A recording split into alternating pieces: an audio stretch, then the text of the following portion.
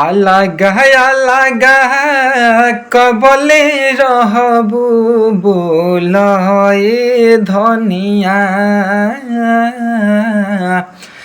আলাগা আলাগা কবলে রহবু বলয়ে ধনিয়া कहिया बनी के हमार कनिया अबू घरे धनिया कहिया बनी के हमार कनिया अबू घरे धनिया दिलवा के सरधा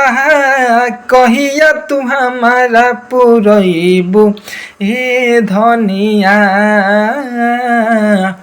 कहिया बनी के हमार कनिया अबू घरे धनिया कहिया बनी के हमार कनिया अबू घरे धनिया।